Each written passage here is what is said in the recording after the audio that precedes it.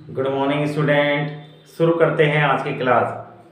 प्यारे बच्चों, जैसा आप जानते हैं सहसंबंध का चैप्टर चल रहा है और इस चैप्टर में आपने काल्पनिक के सहसंबंध गुणांक के कुछ क्वेश्चन को समझा था।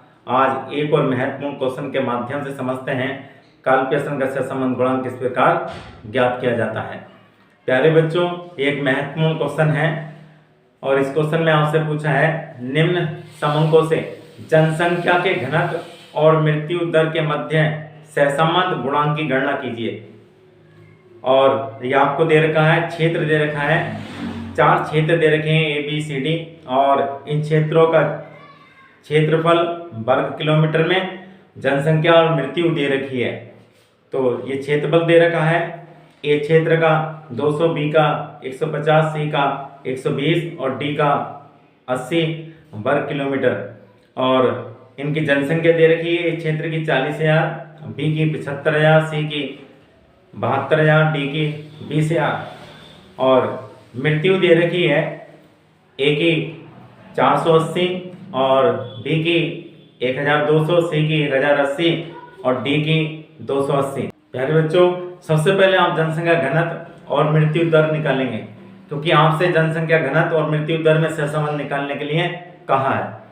जनसंख्या घनत्व बराबर होता है जनसंख्या बटे क्षेत्रफल, और ए जो क्षेत्र है उसकी जनसंख्या 40,000 है, उसका क्षेत्रफल 200 है। इस प्रकार ए क्षेत्र का जो घनत्व आएगा 200 और बी क्षेत्र की जनसंख्या 75,000 है और उसका क्षेत्रफल 150 है। तो इस प्रकार इसको भाग कर देंगे तो ये बी क्षेत्र का घनत्व आ जाएगा 500। इसी प्रकार सी क्षेत्र का, इसकी जनसंख्या 72,000 है और उसका क्षेत्रफल 120 है, तो सी का घनत्व आ जाएगा 600। और डी क्षेत्र की जनसंख्या 20,000 है और इसका क्षेत्रफल 80 है, तो इसका घनत्व आ जाएगा 250। इस प्रकार ये आपकी एक्स सीरीज आ गई। जनसंख्या घनत्व को एक्स सीरीज मान लेंगे और फिर मृत्यु दर को वाई सीरीज। उसके बाद मृत्यु दर बराबर होता है मृत्यु बटे जनसंख्या गुणा 1000, क्योंकि मृत्यु दर 1000 में निकाली जाती है। तो मृत्यु इसमें एक्स क्षेत्र की दे रखी है 480 और इसकी जनसंख्या 40,000 है गुणा 1000। तो इस प्रकार ये ए क्षेत्र का मृत्यु दर आ जाएगी 12। उसी प्रकार बी क्षेत्र की मृत्यु दर निकालेंगे, तो बी क्षेत्र की मृत्यु दे रखी 1200, उसकी जनसंख्या दे रखी है 75,000 और 1000 से गुणा कर देंगे तो 16 आ जाएगी। और इसी प्रकार सी क्षेत्र की मृत्यु दे रखी 1080 और उसकी जनसंख्या 72,000, तो इस प्रकार ये 15 आ जाएगी।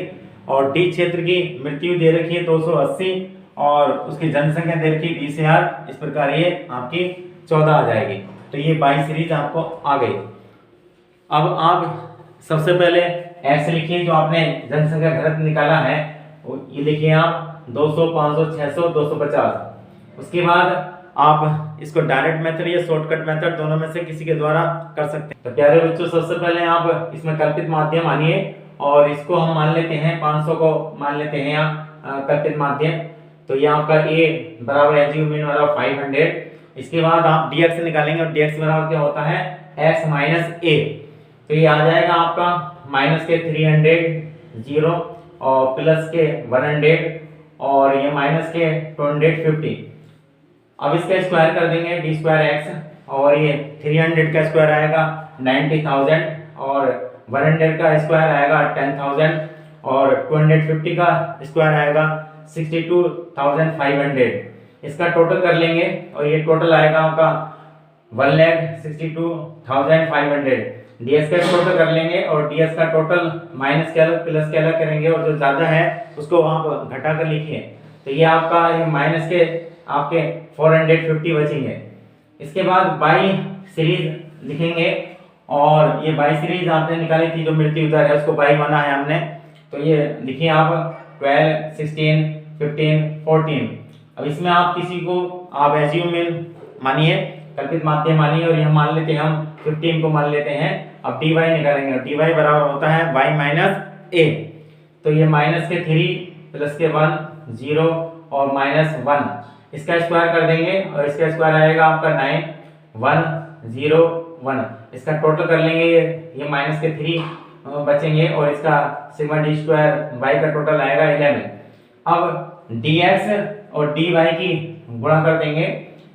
गुणा करते समय ध्यान रखेंगे चिन्हों का, अगर माइनस की गुणा हम माइनस से करते हैं तो प्लस आता है, और प्लस की गुणा हम प्लस से करते हैं तो प्लस आता है। अगर माइनस की गुणा हम प्लस से करते हैं तो माइनस, और प्लस की गुणा माइनस करते हैं तो माइनस।